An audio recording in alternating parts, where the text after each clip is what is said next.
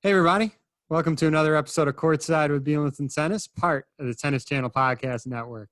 We are so happy to have with us on tonight Kristin Geer. Kristin is the CEO of Bleachr LLC, which houses the TennisOne app, a topic that we will discuss in some detail as part of our discussion. Kristin has a unique background in that she has spent 16 years as an investigative reporter before successfully transitioning her journalism skills to help businesses and organizations tell their stories, which is what Kristin is certainly doing now at Bleachr LLC. It is my privilege to welcome to the Courtside with Beilinson Tennis pod, Kristin Geer. Kristin, thanks for taking time tonight, talk some tennis, and sharing your journey with us. It is my pleasure, David. Thank you so much for having me. So I'm just going to throw out there, we're going to talk TennisOne app. I love that app, and I'll give a high-level review from person outside looking in.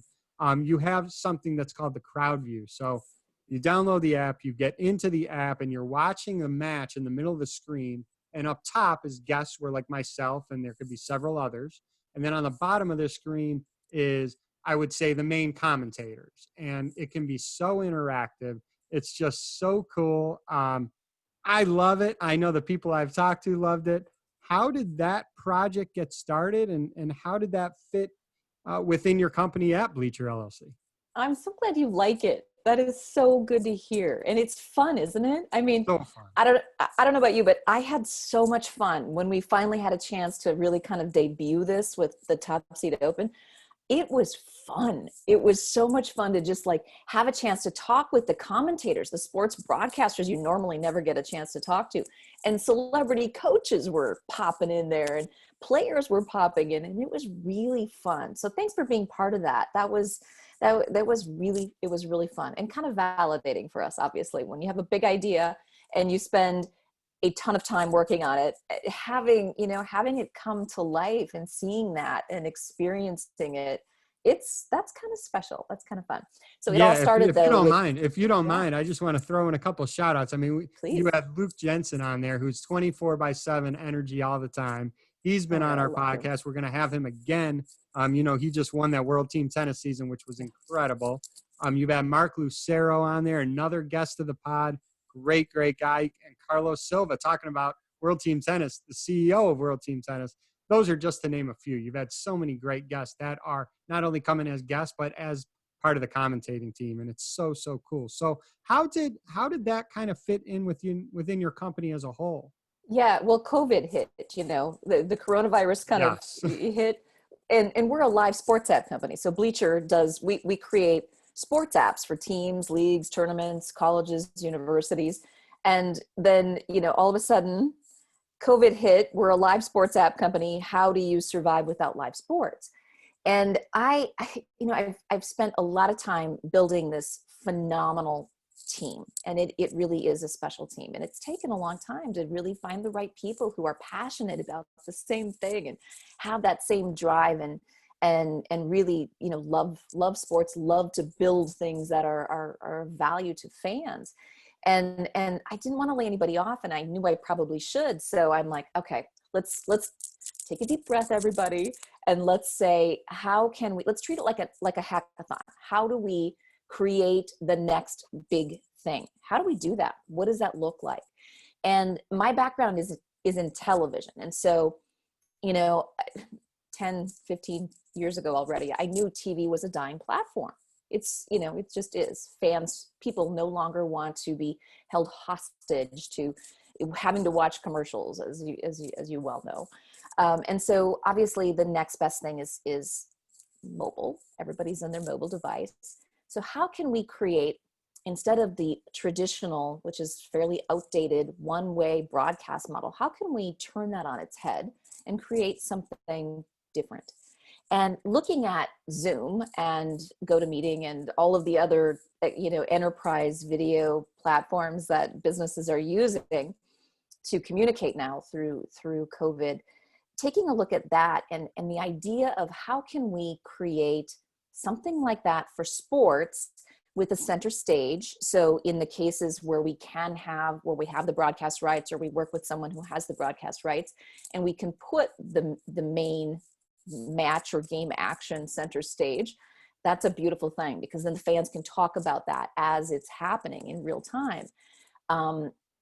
But it can also be used for like other types of content, like players, meet and greets, in which we did a lot of during the Top Seed Open and World Team Tennis, which is also just a lot of fun. Or coaches, coming in, or playing games. We've synced some games to live action, so it works beautifully as a second screen platform as well. So all of that it's all come to life within the past 3 months. And so like I said, seeing it all come to life and really feeling that the joy of that experience during the Top Seed Open was pretty special. So. Oh yeah, that you guys have done an amazing job. You really have. You mentioned your background briefly. I want kind of you to describe it, because you are a 3-time Emmy Award winner. I don't know if I've ever interviewed anybody who was a 3-time Emmy. It was a 1-time Emmy Award winner.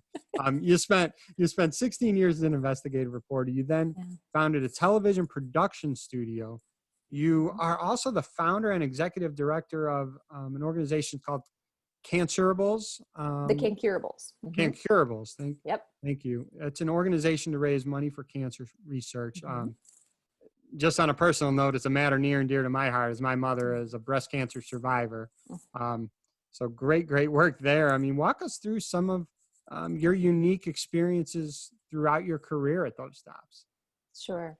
I loved doing investigative reporting. It was a passion. It was a drive. I loved every minute of what I did for over 15 years, almost 16 years. I loved it. I mean, it was so much fun. I really did love trying to get to the bottom of things. And I had some bizarre stories that I did. And I loved every minute of it. But then I was diagnosed with cancer, ovarian cancer, in 2005. And at that time it was, cancer wakes you up and says, all right, hey, you need to slow down. You need to take a step back and rethink what you're doing and where you're going. And it had been stressful and it had been dangerous for a long time. So for me to take that break and say, all right, I need to move to something different. I had the television fans. I had a huge fan base that really, they prayed for me. They supported me. They sent me I had hundreds of people sent me letters, and it was wonderful to feel that love from them.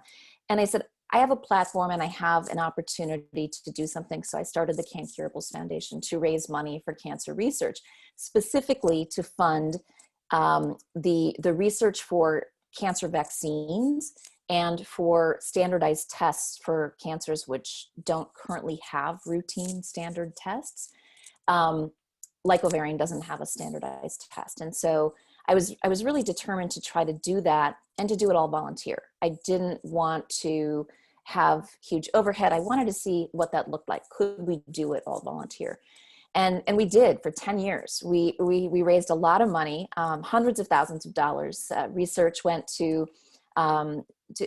money to fund research at the University of Minnesota and at the Mayo, which was really rewarding and meaningful to all of the volunteers, which was really great.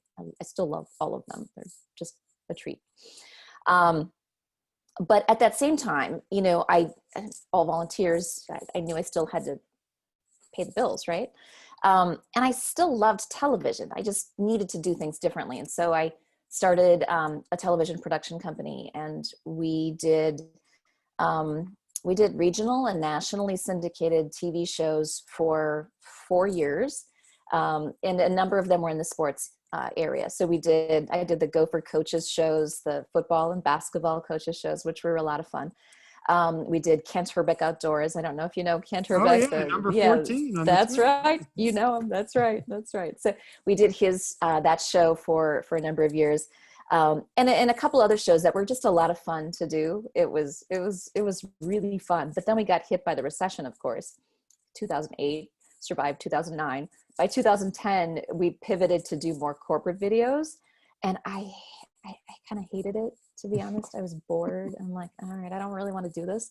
So sold that. I at that time also had my baby. So I had a chance to stay home with her, which was a joy.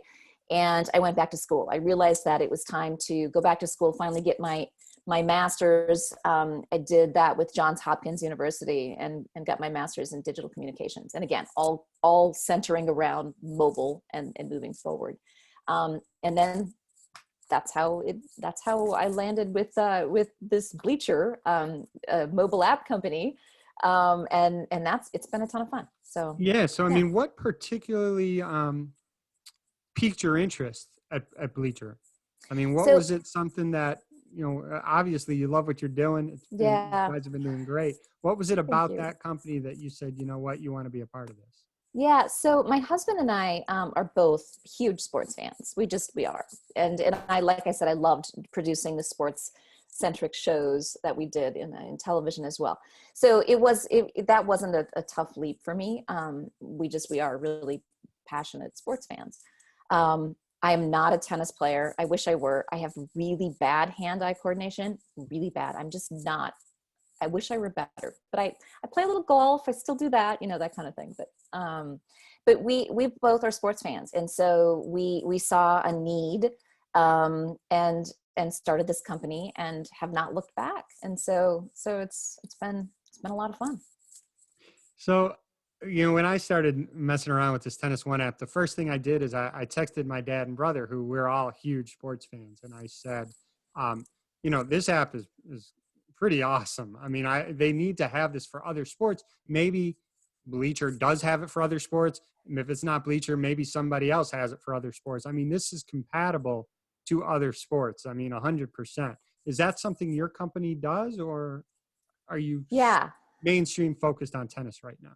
Yeah, that's a great question. So our company we started as a white label app provider. So that means we customized our app platform, made it look like each of our clients had their very own app. They did, but it was our app platform base. So we would just highly customize it. We did that. So we've centered on 3 sports verticals to date. That has been tennis. We grew quickly in the tennis space. Over the last 3 years, we've done the majority of the US Open Series tournaments. We've also done the Miami Open, the Rogers Cup, the Rolex Paris Masters, Swiss Open Gstaad, Ladies Open Lausanne. So that we've grown quickly in that space. We also are in the independent league baseball team space. That's how actually we started. And then we grew quickly in the college and university space, doing a lot of fan engagement for them. All white label. But in that tennis space, as we built the white label apps for our clients, and as we talked with the clients and their needs, small tournaments and large tournaments, and then met with the fans and did case studies and did focus groups and did more research with the fans on what they needed and wanted in a mobile app, we recognized that there was a huge need for one year-round app to go to all the time. We'd have the apps for the tournaments and then the fan would not need it after the tournament, right? They'd kill the app until next year. But they're still tennis fans and they're still tennis players. They're still passionate about the sport. And yet there was nothing really out there that was truly comprehensive in nature, rich in content, live scores, live draws, all of that really, fan and user, everything that they need. One hub for all things tennis is what we say. So building that TennisOne app was kind of a no-brainer for us. We said, we really think that this is something that is needed. And then we launched in January, right before COVID. We had the Delray Beach Open. We were the official app of the Delray Beach Open. There. I was covering that event. Love that tournament. Love that tournament. Me too. They're great, aren't they? A really great tournament. We got that under our belt. We were named the Tennis Industry Association's Innovation Challenge winner. And then COVID hit and we're like, oh no, we just launched. How do you save a company in a new app that, cost us a lot of money to build? How do we save that? And so we immediately got on the phone with ATP and WTA tour players and started streaming every day in the app. And the connections that they were able to build with fans was something that they have all said, the majority of them have said, is really valuable. You know, they were able to build their personal brand and that connection that they don't normally get.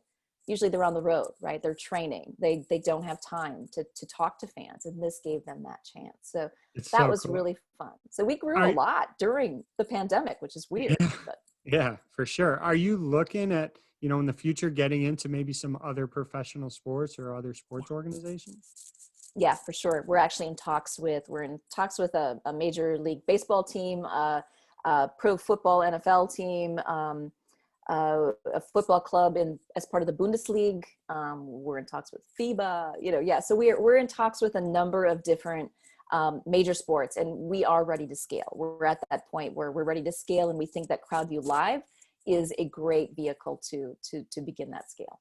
Yeah, I want to talk about that CrowdView Live because as that audience gets bigger, we've all been on the Zoom call with 50, 60 people and people talk over each other. You run the risk of on any conference call, like a Zoom call, whatever, of people talking over each other. Do you guys have capabilities within the app when you got so many people talking? Can you mute people? How does that work as this gets bigger and bigger? Yeah, that's a great question. We can mute the crowd.